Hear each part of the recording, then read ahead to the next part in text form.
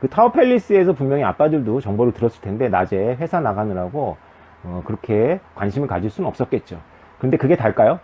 저는 그때는 뭐 그럴 수 있다라고 생각을 했습니다. 뭐 그래서 저는 대수롭지 않게 생각을 했어요. 근데 제가 최근에 느낀 건 뭐냐면 그 아빠들은 낮에 집에 있더라도 내려오지 않았을 것이다. 이게 저는 확신합니다. 제가 그 7년 전에 비트코인을 발견하고 이렇게 떠들고 다녔지 않습니까? 제 주변 지인들 뭐 적게 잡아도 한 200명, 많게 잡으면 한 500명 정도가 저한테 비트코인을 들었거나 뭐 투자 권유를 받았죠.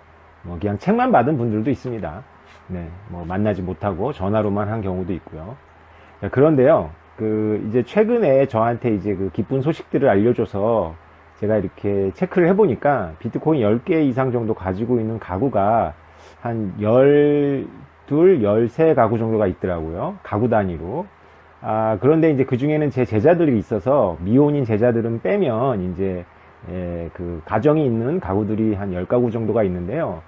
거기서 한 가구만 빼고 전부 그 아내들이 그 의사결정을 했습니다. 비트코인 투자도 그렇고 투자보다 더 어려운 비트코인을 오랫동안 7년 동안 지키는 그 의사결정을 아내들이 했더라고요. 그래서 이거 참 뭔가 놀랍다, 좀 특이하다. 저희가 아무리 제가 성별이 남자다 보니까 저희 지인들은 대부분 다 남자입니다, 사실은.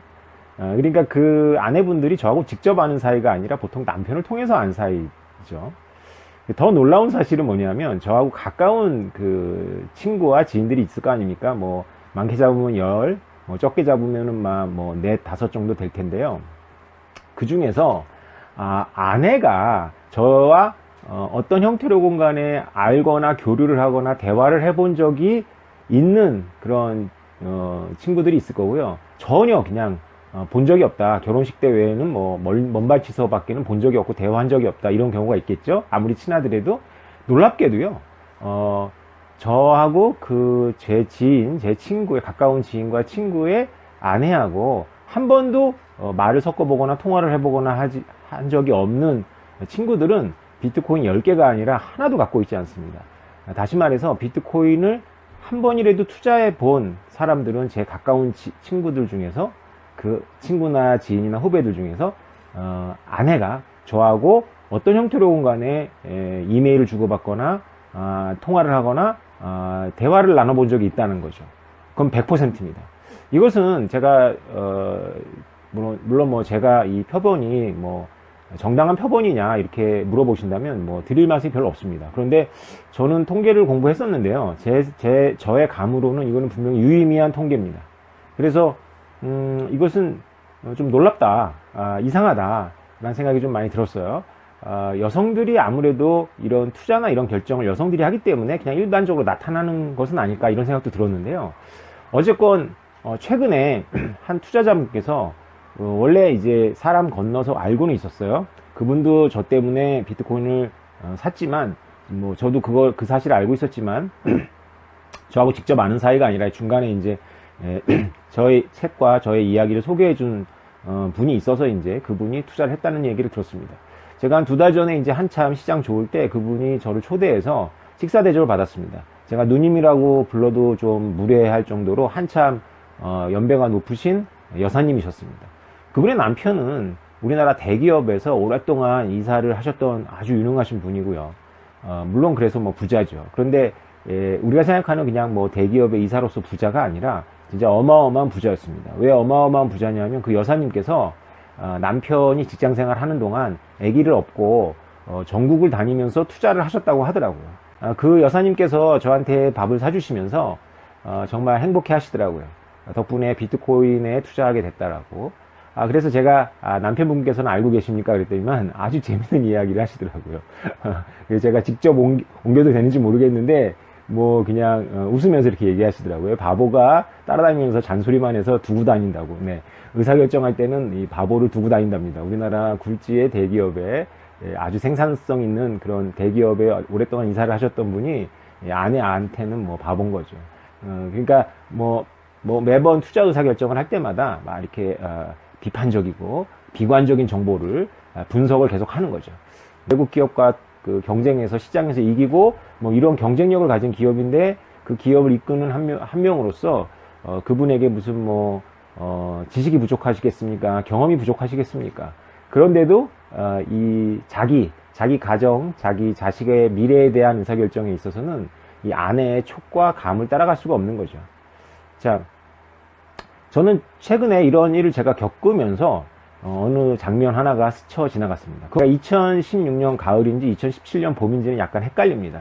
제가 대청중학교에서 그 독서 모임에서 좀 와달라고 연락을 받았습니다. 대청중학교는 여러분들께서 잘 아시는 그 삼성 타워팰리스 바로 아래에 있는 중학교입니다. 그 대청중학교에서 독서 모임이 있는데 독서 동아리에서 제 책 비트코인 강했다라는 책을 읽고 저자와의 만남을 하고 싶다라고 그 담당 선생님께서 저한테 연락을 해 주셨어요. 원래 알던 사이였습니다. 그런데 제가 좀 꺼려지더라고요. 왜냐하면 제가 비트코인 강의를 하면 다니면서 별의별 경우를 다 당했기 때문에 뭐 저는 괜찮은데 선생님한테 해가 되면 안 되니까 이게 사행성도 있고 이런 건데 이게 뭐 중학생 애들하고 되겠냐 그랬더니만 선생님께서 괜찮다고 이거 뭐 독서 모임이고 저자하고 대화하는 거니까 아무 상관없다고 오시라고. 그래서 제가 갔습니다. 그러니까 진짜로 독서실에서 했었던 조그마한 모임이었습니다. 학생들도 한 10명 정도였고요. 그런데 저는 그날 굉장히 인상적이었습니다. 왜냐하면 학생들이 너무 제 얘기를 진지하게 듣고 스펀지처럼 빨아들이더라고요. 그래서 제가 내가 드디어 비트코인 공부하고 강의 다니면서 4년 만에 나의 소울메이트를 만났다라고 얘기했습니다. 오태민의 소울메이트는 안타깝게도 중딩들이었죠. 왜냐하면 그들의 머리에는 아무리 그들이 그 학생들이 똑똑해도 아무래도 머리에 든 게 없다 보니까 선입견이 없었던 거예요. 그래서 저랑 굉장히 잘 통하더라고요. 근데 제가 드리고 싶은 말씀은 그 독서실 뒤편에 엄마들이 3-4명 와 계시더라고요. 저는 원래 동아리 모임에 행사에 이렇게 엄마들이 참관하는구나 이렇게 알고 있었어요. 그 엄마들이 저한테 질문을 학생들만큼 많이 하더라고요. 질문의 내용은 이렇게 수준은 높지 않았어요. 비트코인에 대해서 잘 안다 이런 느낌을 주는 질문은 아니었고요. 그냥 지금도 늦지 않았냐, 사도 되냐, 그런 질문이었습니다.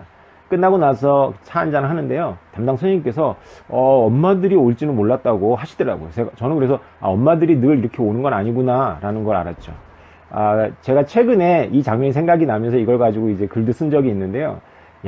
타워팰리스 엄마들, 젊은 엄마들은 그때 이미 비트코인에 대해서 어떤 형태로건 들었던 겁니다. 그런데 이제 그분들이 어떤 엄마들의 네트워크에서 비트코인을 들었을 수도 있겠죠. 그런데 정말 놀라운 것은 행동을 했다는 거죠.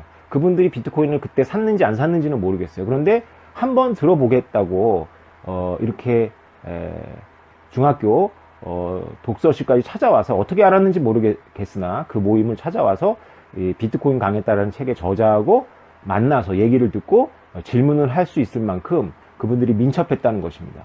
어떻게 생각하면 좀 소름이 돋습니다. 최근에 제가 그 절대를 받았다는 그분도 결코 서민이 아니고 중상층도 아니고 엄청난 부자시거든요.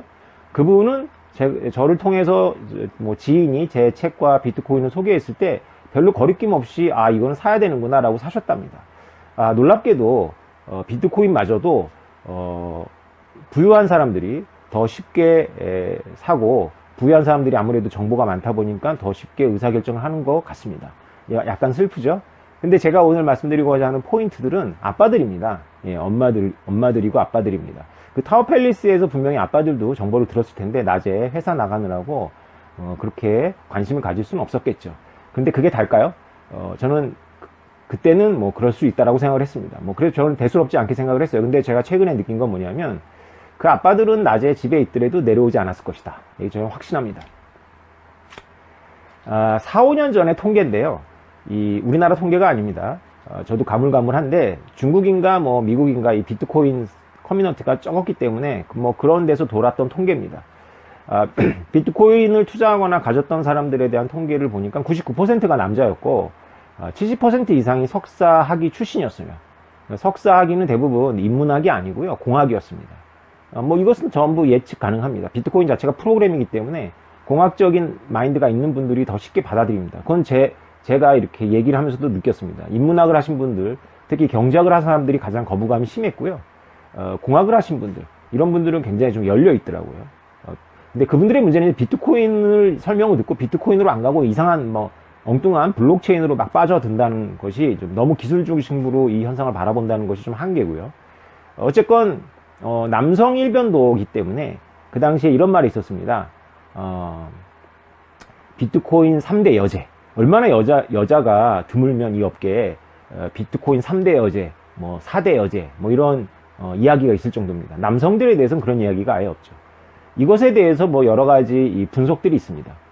뭐 진지한 분석보다는 장난스러운 분석이 많죠. 근데 이제 좀 새겨들을 만한 분석은 뭐냐면 여러분들도 아시겠지만 비트코인이 수학적이잖아요. 그래서 비트코인은 연역적이고 수학적입니다. 좀 추상적이라고 할 수 있죠. 그래서 아무래도 연역과 추상에는 남성들이 강하다. 그래서 남성 일변도의 커뮤니티다. 이런 이야기가 있고요.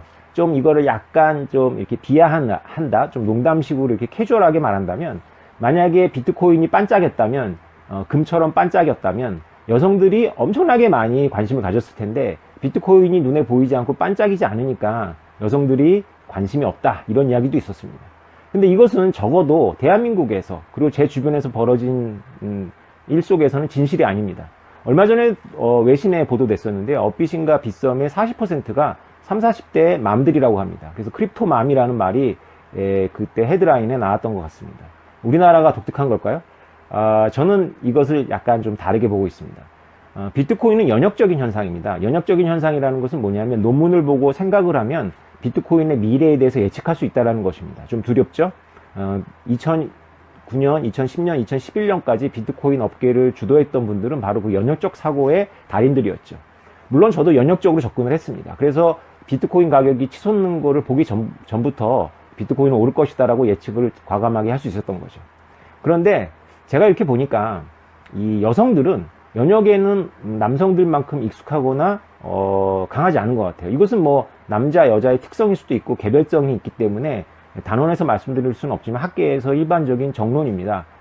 남성들이 이제 아무래도 집단적으로 모여서 사냥을 하고 조직을 짜기 때문에 구조, 위계, 그 다음에 머릿속에 내비게이션이 막 돌아가는 거죠. 그런 거에 강하고 여성들은 채집을 하고 아이를 키우기 때문에 눈에 보이는 거, 감각적인 거, 냄새, 이게 먹으면 죽는 건지 안 죽는 건지 독초 같은 거 구별해야 되겠죠. 그래서 감각이 굉장히 강하다. 이런 것들은 뭐 얼마든지 이건 속설이 아니라 뭐 거의 정설같이 이렇게 우리가 접하는 이야기들이죠.